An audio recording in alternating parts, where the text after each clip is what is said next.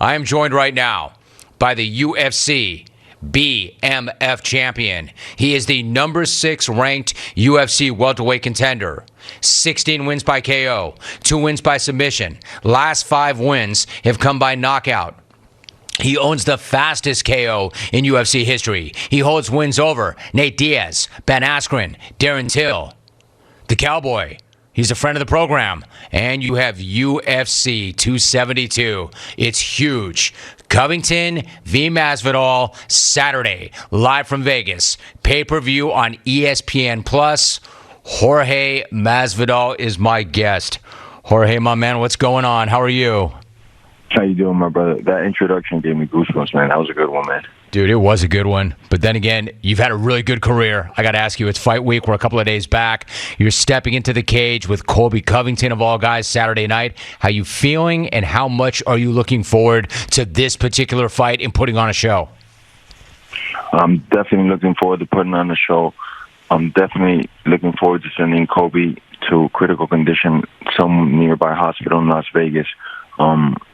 I can't wait, man. I love the fight, and it's something amazing. You get to fight, but when you get to punch somebody in the face that you genuinely don't like, it's like, man, the stars couldn't align better. You know what, Jorge, you beat me to it, because I was going to say to you, and I was going to get to it early and often, but you already said it. I was going to pose the question like this. Has there ever been a guy that you wanted to punch in the face more than you want to punch this particular guy in the face? The only guy that I want to punch in the face more is not alive. His name is Fidel Castro. But after that, it's 100% it's this individual. Okay, so for those who do not know, that's a really strong statement. Why? Why is this the guy? From him ripping off my coach to all the things he said about my kids and my religion, and every chance he gets, he mentions whether it be a significant other of mine of the past or a teammate's wife or something. He attacks women on the constant. I still don't understand why he attacks women. He always says it's because he's trying to build pay-per-views, nothing serious. So I'm guessing he's gonna have like a sex change and go to the women's side and then start fighting women, because that's the reason why he would attack Amanda.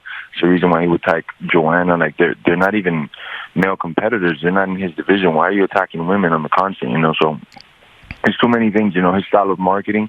I just wouldn't want the younger generations to think, oh, that's what I got to do to sell pay-per-views. And now we got a bunch of 10 years old growing up thinking that's how you sell pay-per-views. You got to insult somebody's wife, kids, religion, and all these things to sell a pay-per-view, which when you look at the numbers, he's the worst-selling pay-per-view guy we've had in a long time, man. And I am on the opposite spectrum. I am one of the highest-selling pay-per-view stars of the UFC, and it just goes to show you don't have to do it. You don't have to sell your soul for a piece of silver.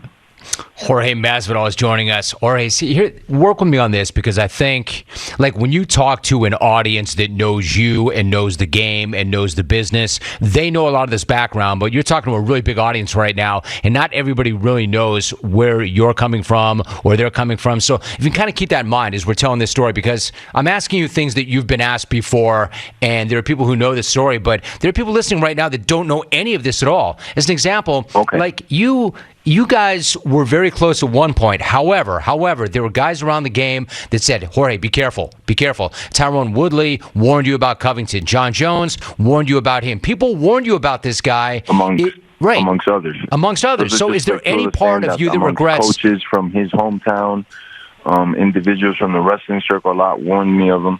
And there's always, as you said, John Jones, Woodley gave me the warnings, right? But there's always 3 sides to the story, your side, their side, and the truth, So I was getting to know Colby, and he broke his hand, and his ex-girlfriend kicked him out of his house, so he didn't have nowhere to live at. I was living nearby the gym. I had an extra room. I said, man, yeah, you come stay with me. 6 months into it, he breaks his hand again, so he's never able to give me a penny to help me out, and he's eating off my plate, because I'm the one that's getting meal sponsorships and things like that. I already have like 25 fights as a pro, so I'm doing all right in life. He's trying to figure it out. He doesn't know what to do. I let him stay with me close to 9 months. Then after that, I go back down to Miami. I introduce him to my coach, which coaches him from his first amateur fight all the way up to him winning that Mickey Mouse belt he parades around town, the interim belt that he won against RDA. And me and Paulino were in his corner. Paulino's my head coach that I introduced him to. they had a handshake that it'd be 5% on whatever he makes on the fight. Same current deal that I have with him, that I've had with him since a kid.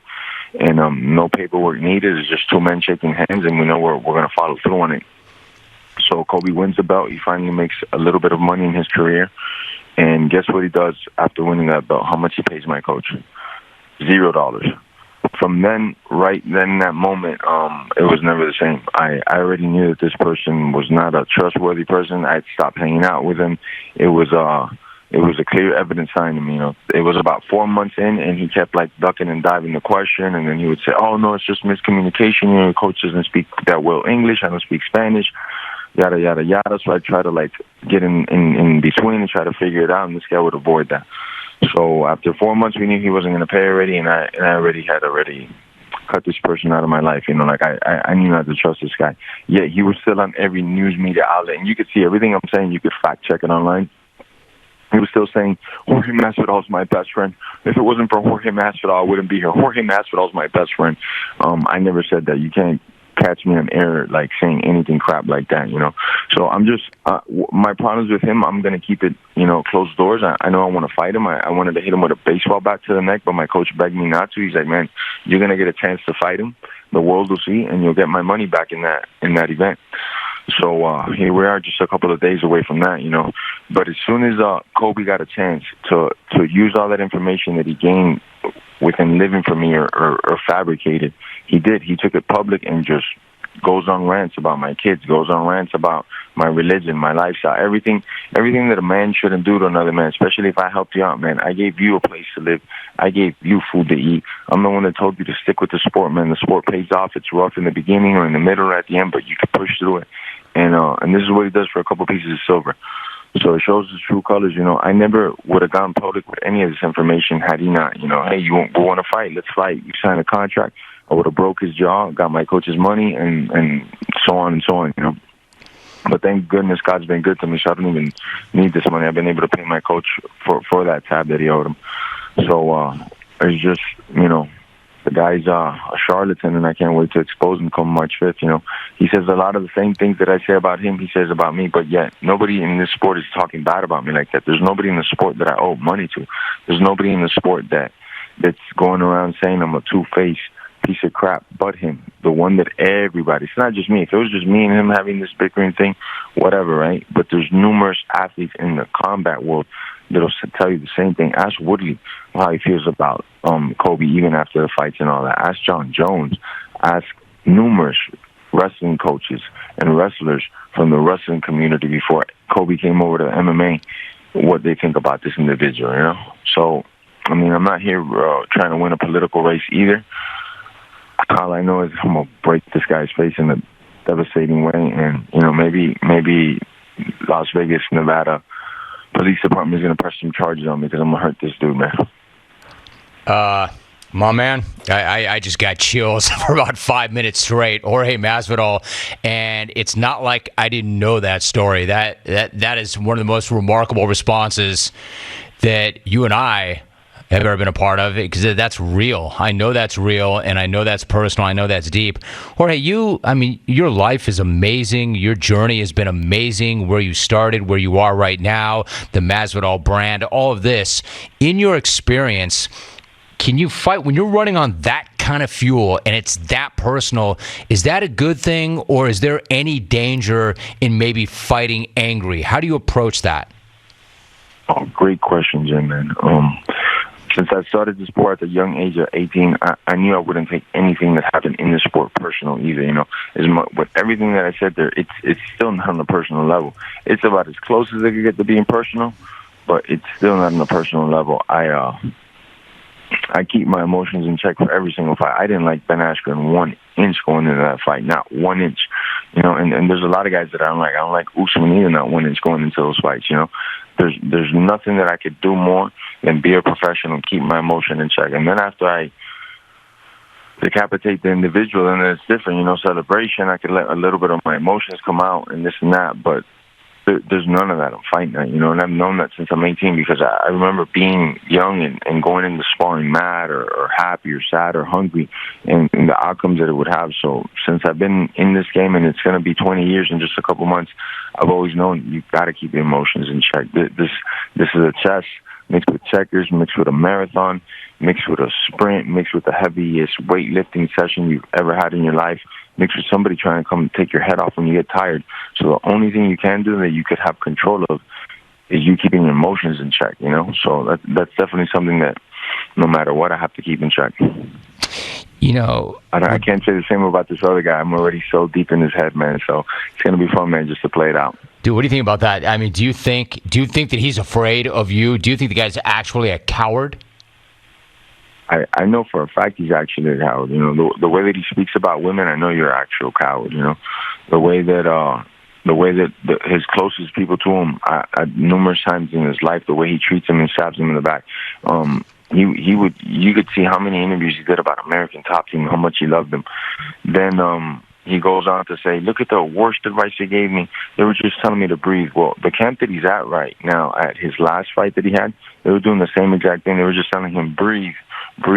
So every chance he gets to stab somebody, they got a little too close to him, he does. He doesn't stab people in the back that he doesn't know because he doesn't have that chance.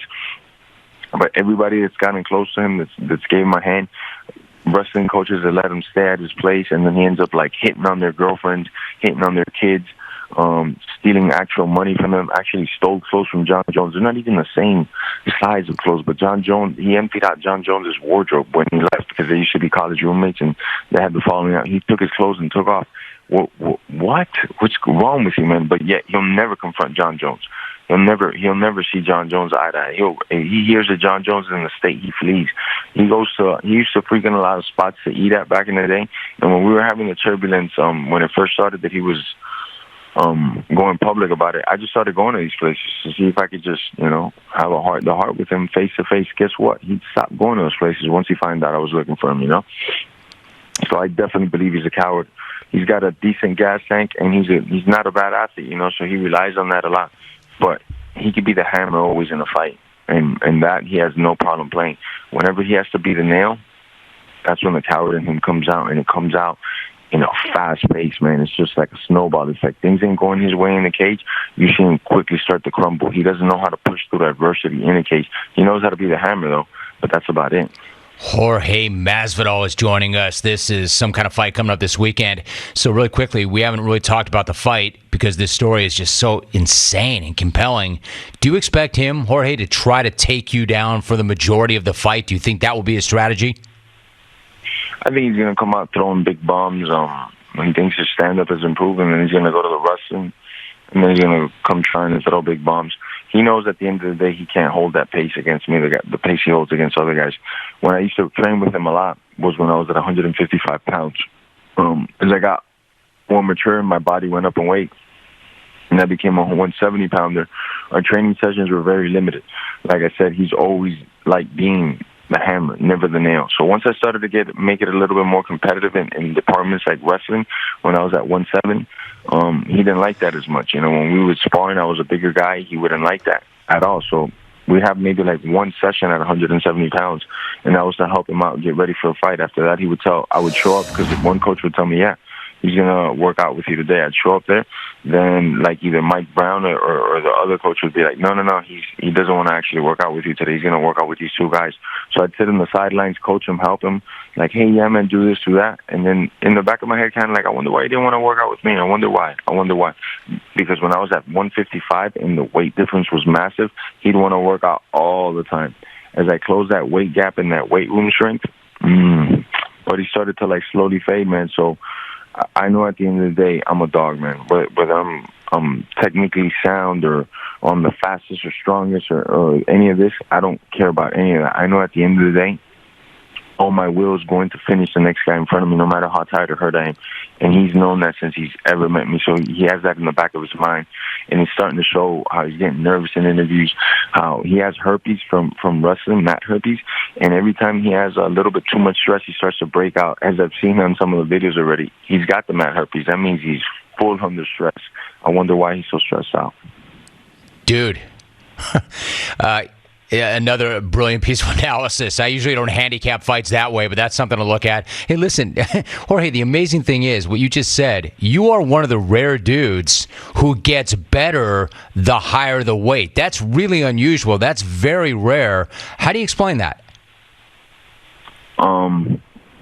At 155, there came a point where I was a great competitor there, and I was just right. But as my weight grew, I couldn't make that weight class no more. Then USADA came in and they outlawed IVs. So the last 4 years of my career at 155 pounds, shortly after making weight, I would have to do about 3 to 4 IV bags just to recuperate everything, all the water that I had lost. I was walking around at about 184 pounds, so wow. 182, very similar to what I walk at now to make 170. So as I went up on weight, I said a couple things. I'll never cut this drastic amount of weight again, ever in my career. And I just have as much gas tank and energy as I could. The last 3-4 years of 155, it wasn't the same guy that was in the gym. It was in the fight. I didn't have that same electricity, that same pop. So I knew I had to go up on weight. And when I did, thank God, I did. There was 1 or 2 coaches that are no longer in the corner that were advising against it firmly. They're like, man, you're going to get smoked at 170. You're just a small guy. You're not going to be able to handle that power and that strength.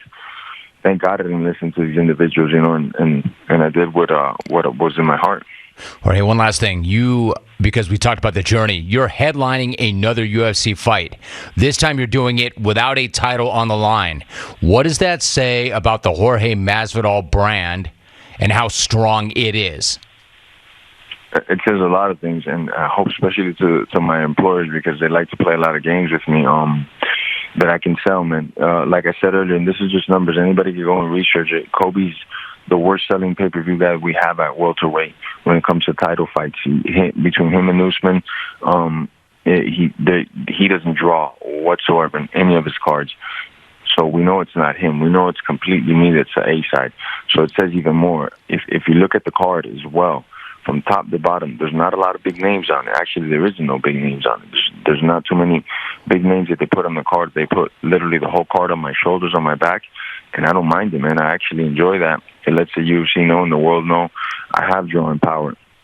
And the drawing power, let me tell you, it's not because I'm so good looking or the salads that I eat and I post online. No, nothing to do with that. It's because everybody knows I'm going to give it my all. Win or lose, when I get in there and that cage shuts, all my emphasis, all my being, every cell in my body is just focused on one thing, ending the individual in front of me.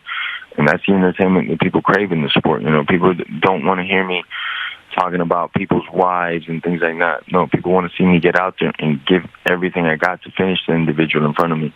And I think that's gone a long way for me. I don't know, my brother. I don't think, you correct me if I'm wrong because you know the business better than me. I bet Matt VD also does not sell pay-per-views. Matt Herpes. Matt venereal disease. Anyway, my man, I'll tell you what, you just sold a number of pay-per-views. This is why you need to come into the mainstream and have a conversation like that, because there are people who didn't know any of this that now know all of this, and I guarantee they're going to want to see how this plays out. It's UFC 272. It's Covington v. Masvidal. It is Saturday. It is live. It's in Vegas. It is pay-per-view, and it's on ESPN+, and I've got no problem saying that is one you have to see and one you have to get. Jorge, I got nothing but respect and appreciation for you. That's a long conversation you just had with us, and I really appreciate you for doing that, man. Thank you so much. Good luck, my brother. Opening your platform to me, man. Always. Thank you, my brother. God bless everybody here. And one huge thanks while I got this huge platform, something I vowed to God a long time ago. Thank God Almighty. Thank Jesus Christ. Growing up, I didn't have a lot. I gave myself, and I asked for a lot of guidance and help. And here I am, man. I'm doing all right now. Amen. Jorge, my man, good luck.